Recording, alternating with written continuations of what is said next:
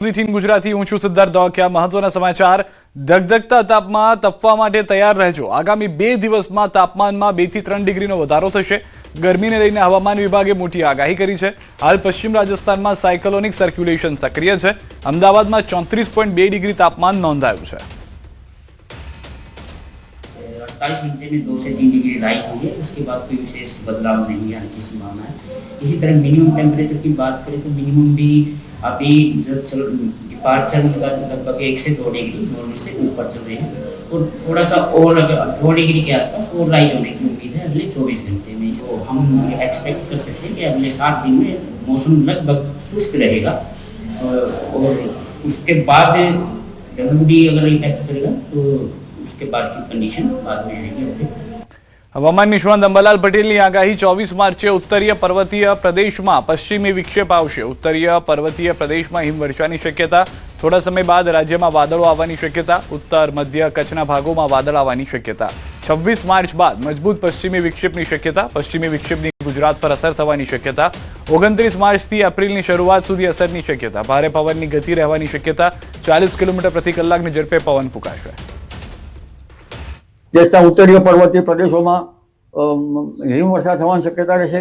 ત્યાર પછી પણ 25 વિક્ષેપ આવશે, પરંતુ હમણાં થોડા દિવસ પછી લગભગ રાજ્યના ભાગોમાં વાદળો આવવાની શક્યતા રહેશે, જેમાં રાજસ્થાનના સંલગ્ન ભાગો, ઉત્તર ગુજરાતના ભાગો, મધ્ય ગુજરાતના ભાગો અને કચ્છના કેટલાક ભાગમાં વાદળ આવવાની શક્યતા રહેશે। ક્યારેક છાંટાછૂટી થઈ શકે, પરંતુ એક મજબૂત પશ્ચિમ વિક્ષેપ લગભગ તારીખ 26મી માર્ચ બાદ આવવાની શક્યતા રહેશે અને ત્યાંની અસર ધીરે ધીરે ગુજરાત પર લગભગ 29 માર્ચથી એપ્રિલની શરૂઆત સુધી થવાની શક્યતા રહેશે। તેમાં ગુજરાતના ભાગો પણ પ્રભાવિત થશે અને ભારે પવનની ગતિ રહેવાની શક્યતા રહેશે। લગભગ 40 કિલોમીટર પર અવરના પવનો ફૂંકાવાની શક્યતા રહેશે। તો એપ્રિલના બીજા સપ્તાહમાં પણ હવામાન પલટાશે। એપ્રિલમાં હવામાનમાં વધુ પલટા આવશે। 10 એપ્રિલથી 20 એપ્રિલ વચ્ચે પલટા આવશે। પ્રી મોન્સૂન એક્ટિવિટીનો વરસાદ પડશે। રાજ્યમાં કરા પડવાની શક્યતા રહેશે। એપ્રિલના બીજા સપ્તાહમાં પણ હવામાન પલટાશે। એપ્રિલ માસમાં હવામાનમાં વધારે પલટા આવશે। તારીખ 10મી એપ્રિલથી 20મી એપ્રિલ વચ્ચે પણ હવામાનમાં પલટા આવશે। એટલે માર્ચથી શરૂઆતથી એપ્રિલના પ્રથમ સપ્તાહ અને બીજા સપ્તાહ સુધીમાં ગુજરાતમાં પણ લગભગ પ્રી મોન્સૂન એક્ટિવિટીનો વરસાદ થવાની શક્યતા રહેશે, કરા પડવાની શક્યતા રહેશે, પવનની ગતિ વધારે રહેશે। તો બંગાળ ઉપસાગરમાં વાવાઝોડા બનવાની શક્યતા। 20 એપ્રિલથી જૂન વચ્ચે વાવાઝોડાની શક્યતા। 20 મે બાદ અરબ સાગર પણ સક્રિય થશે। બંગાળ ઉપસાગરમાં ઊંચા મોજા ઉછળશે, તેનો ભેજ ગુજરાત સુધી આવવાની શક્યતા। 20મી એપ્રિલથી લગભગ જૂનની શરૂઆત સુધીમાં બંગાળ ઉપસાગરમાં વાવાઝોડા બનવાની શક્યતા રહેશે અને સખ્ત વાવાઝોડા બનવાની શક્યતા રહેશે। પણ ઉલ્લેખનીય છે કે લગભગ 20મી મેથી અરબ સાગર પણ સક્રિય થશે અને બંગાળ ઉપસાગરમાં પણ સક્રિયતા થવાની શક્યતા રહેશે। આ વખતે બંગાળ ઉપસાગર વધારે ઉફાન ઉપર હશે, ઊંચા મોજા ઉછળશે અને તેની ગતિવિધિના કારણે તેનો ભેદ છે ગુજરાત સુધી આવવાની શક્યતા રહેશે। 20મી મેથી 20 જૂન વચ્ચે ચક્રવાતો થવાની શક્યતા। 20મી જૂન સુધી અરબ સાગર સક્રિય રહેવાની શક્યતા। ઓમાન તરફ ચક્રવાત જતા અસર નહીં થાય। 8મી જૂનથી દરિયામાં પવનો બદલાશે। દરિયામાં પવનો બદલાતા ઊંચા મોજા ઉછળશે। 20મી મેથી 20મી જૂન વચ્ચે અરબ સાગરમાં પણ ચક્રવાતો થવાની શક્યતા રહેશે। લગભગ આ ચક્રવાતની અસર જ્યારે ઓમાન તરફ જાય તો ગુજરાતમાં ઓછી થવાની શક્યતા રહેશે। 8મી જૂનથી દરિયામાં પવનો બદલાશે। ગીર સોમનાથની સમાચાર। ગીર સોમનાથના ઉનામાં ડાલા મથ્થાએ રોડ બાનમાં લીધો હતો। નાઠેજ સુલતાનપુર રોડ વચ્ચે સિંહ બેસી જતા અફરાતફરી મચી ગઈ। સિંહ આરામ કરવા રોડ પર બેસી જતા વાહનોના પૈડા થંભી ગયા। કલાકો સુધી રોડ પર વાહન વ્યવહાર ઠપ થયો। સિંહ રોડ પરથી ખસતા ફરી શરૂ થયો વાહન વ્યવહાર। વાહન ચાલકોએ સિંહના અદ્ભુત દ્રશ્યો કેમેરામાં કેદ કર્યા હતા। દ્રશ્યો પણ આપ જોઈ રહ્યા છો કે સિંહ જે છે તે રોડની વચ્ચોવચ્ચ બેસેલા જોવા મળી રહ્યા છે। વધુ માહિતી ન્યૂઝ 18 સંવાદદાતા દિનેશ પાસેથી મેળવીશું। દિનેશ, જે રીતનો વિડીયો જોવા મળ્યો છે એક રીતે તો કુતૂહલ સર્જાવતા દ્રશ્યો છે, પરંતુ વાહન ચાલકોના એક તરફ ચિંતા પણ જોવા મળતી હતી, જોખમ પણ હતું।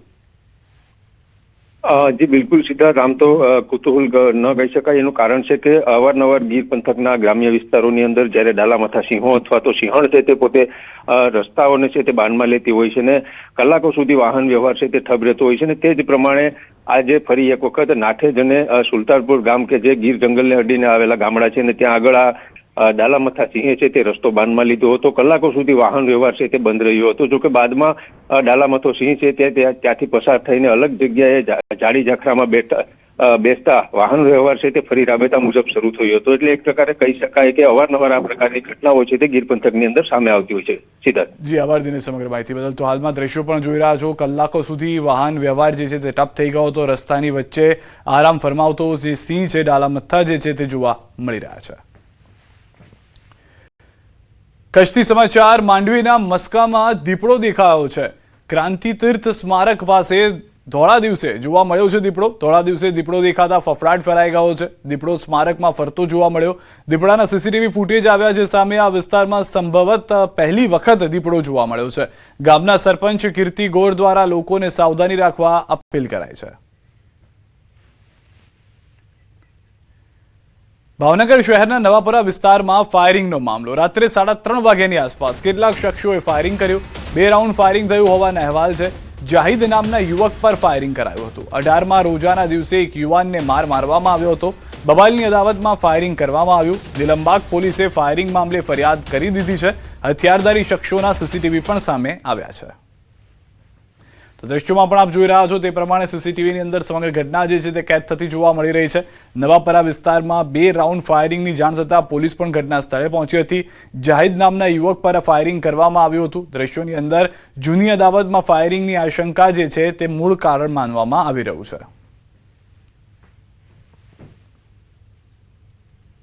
શા માટે તમે અહીંયા બેસો છો તેમ કરી અને ફાયરિંગ કરી અને આ તમારી સગી નહીં થાય, તમારે અહીંયા બેસવું નહીં, એ રીતની વાત કરી અને ફાયરિંગ કરવામાં આવેલું છે. જે છે અલી અને જે તેણે 2 રાઉન્ડ ફાયર કર્યા છે. કાર્તિસ જે છે બનાવના સ્થળે જ પડેલી છે અને તેના પંચનામાની વિગતે તેને કબજે કરવામાં આવનાર છે.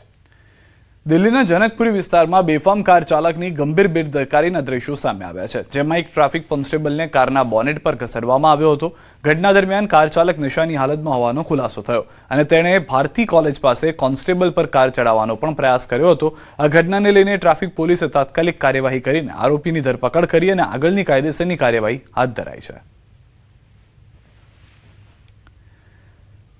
અમદાવાદના ડીસીપી ઝોન 1 સ્ક્વોડ દ્વારા એક્ટિવા ચોરી કરતા એક આરોપીની ધરપકડ કરવામાં આવી છે. શહેરના 2 પોલીસ સ્ટેશન વિસ્તારમાં ચોરી કરી હતી.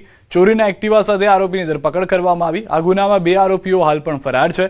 ઘટનાના સીસીટીવી ફૂટેજ સામે આવ્યા છે. આ તરફ અમદાવાદથી સમાચાર. કાંકરિયામાં ક્લિનિકમાં તસ્કરનો તરખાટ. ક્લિનિકમાંથી ચાંદીની મૂર્તિની ચોરી કરવામાં આવી. સાથે 3000 રોકડ રૂપિયા અને ઘડિયાળની પણ ચોરી થઈ છે. બારીનું લોક તોડી ચોરે ક્લિનિકમાં પ્રવેશ કર્યો. સીસીટીવીમાં કેદ થયા છે તસ્કરો. મણિનગર પોલીસે ફરિયાદ નોંધી તપાસ શરૂ કરી દીધી છે.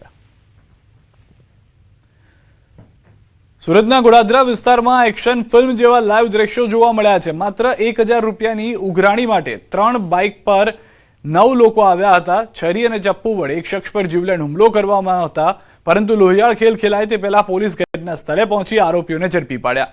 ફરિયાદી સચિન ચૌધરીએ રૂપિયા ઉછીના લીધા હતા. ઉઘરાણી કરતા ફરિયાદીએ તે સમયે રૂપિયા આપવાની અસમર્થતા દર્શાવતા મામલો બીચક્યો હતો.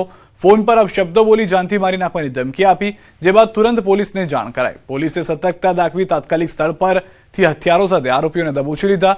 સમગ્ર ઘટનાના સીસીટીવી પણ સામે આવ્યા છે. તમામ આરોપી મૂળ યુપી અને બિહારના રહેવાસી છે. સુરતમાં કલારકામ તથા હીરા મજૂરી કરે છે.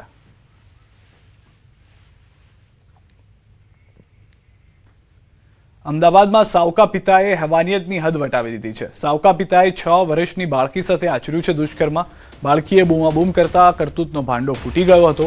બાળકીની માતાએ પોલીસ ફરિયાદ નોંધાવી દીધી છે. કૃષ્ણનગર પોલીસે ફરિયાદ નોંધી આરોપીની ધરપકડ પણ કરી છે. 6 વર્ષ 10 મહિના અને 4 દિવસ એમની ઉંમર છે. એ નગ્ન હાલતમાં હતી અને એમના પિતા પણ હતા. એમને ઉપર ખાલી ટી શર્ટ પહેરેલું હતું, નીચે પણ એ નગ્ન હાલતમાં હતા. એની સાથે વાંધાજનક પરિસ્થિતિમાં એમને જોયેલા અને બલાત્કાર કરતા હતા એ પોઝિશનમાં એમને જોયેલા ફરિયાદી. એટલે પોતાની દીકરી એમને આંચકી લીધી અને તાત્કાલિક પોલીસને જાણ કરી.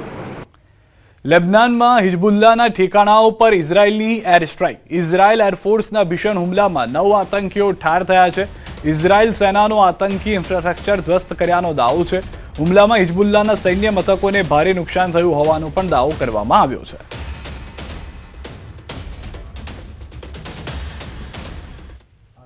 ઇઝરાયલમાં હિઝબુલ્લા દ્વારા કરવામાં આવેલા ભીષણ રોકેટ હુમલામાં એક રહેણાંક મકાન સીધું નિશાન બનતા ભારે તબાહી સર્જાઈ છે. આ હુમલાના ભયાનક દ્રશ્યો કેમેરામાં કેદ થયા છે, જેમાં ઘરનો એક મોટો હિસ્સો જમીનદોસ્ત થતો જોવા મળે છે. આ ઘટનાને પગલે સમગ્ર વિસ્તારમાં અફરાતફરી અને ભયનો માહોલ ફેલાઈ ગયો છે.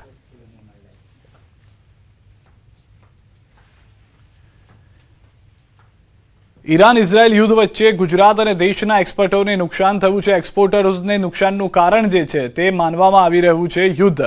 કોંગ્રેસ પ્રવક્તા પાર્થિવરાજસિંહ કઠવાડિયાએ કેન્દ્ર સરકાર પાસે પેકેજ જાહેર કરવાની માંગ પણ કરી છે. એટલે એક યુએઈનો પોર્ટ અને બીજો ઓમાનના પોર્ટ ઉપર 29,000થી પણ વધુ કન્ટેનરો અટવાયેલા છે. તેમાં 5,500થી પણ વધારે કન્ટેનરો ભારતમાં છે. પરિસ્થિતિ એવી છે એક્સપોર્ટરોની કે જ્યાં એમને એક્સપોર્ટ કરવાનો છે ત્યાં માલ નથી પહોંચી રહ્યો. સરકાર સમક્ષ માંગ કરીએ છીએ કે બેક ટુ ટાઉન જે કન્ટેનરો આવવાના છે તેની ઉપર વોર સરચાર્જ ન લગાવવામાં આવે.